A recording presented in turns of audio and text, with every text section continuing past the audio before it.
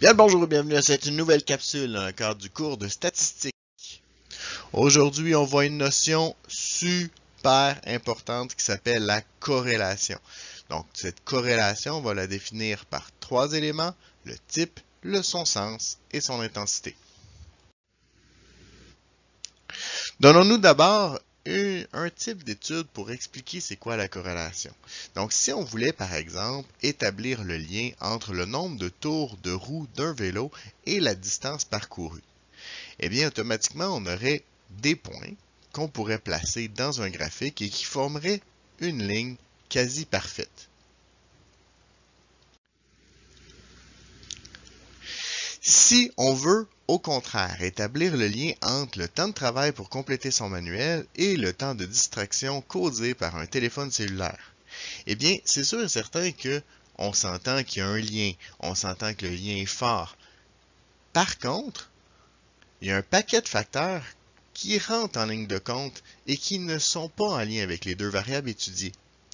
Donc, quand on va étudier le lien qui existe entre ces deux variables-là, on va se rendre compte que oui, il y a un lien, oui, on est capable de faire une droite, mais le nuage de points, donc les points qui sont formés par les données recueillies, ne donneront pas une parfaite ligne droite. Les points vont être de part et d'autre de la droite.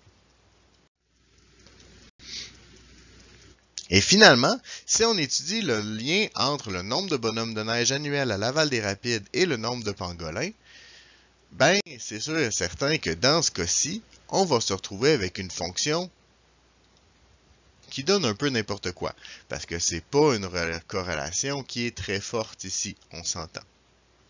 Donc ici, on ne voit aucune droite se former.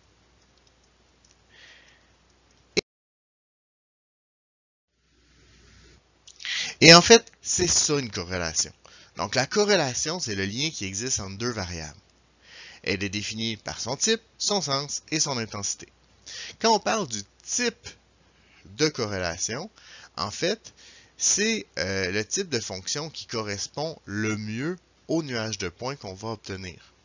Donc, ça peut être une fonction linéaire, quadratique, exponentielle. Ou etc. Ça peut être d'autres types de fonctions aussi. Par contre, dans le cadre de notre cours, on va se concentrer plus précisément sur les fonctions linéaires.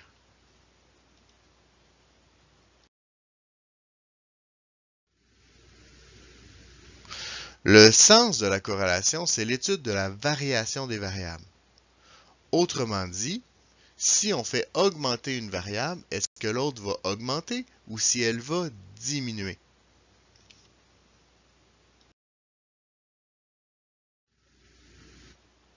Et finalement, l'intensité de la corrélation, c'est la facilité avec laquelle on a pu établir le type et le sens de la fonction. Donc, autrement dit, à quel point c'est facile de faire les deux premières étapes. Donc, si on a un nuage de points comme l'exemple du pangolin, qui était un petit peu tout croche, à ce moment-là, on va avoir un indice que l'intensité est plus faible. Alors que si on a une droite à peu près correcte, donc à ce moment-là, on va avoir une intensité qui va être plus forte.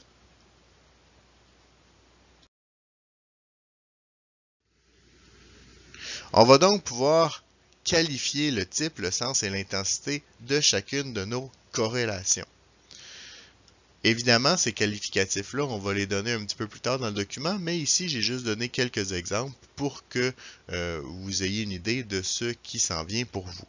Donc, dans la première situation, on a une corrélation qui est linéaire parce qu'elle forme une droite. Elle est positive parce que la pente de cette droite-là est positive. Et elle est parfaite parce que les points sont à peu près parfaitement alignés. Dans la deuxième situation, on a encore une corrélation qui est linéaire. Elle semble former une droite. Elle est négative dans ce cas-ci parce que la pente de cette droite-là est négative. Et on va dire ici qu'elle est forte et non pas parfaite. Parce que c'est assez facile d'établir les deux premiers critères, mais les points sont quand même pas parfaitement alignés.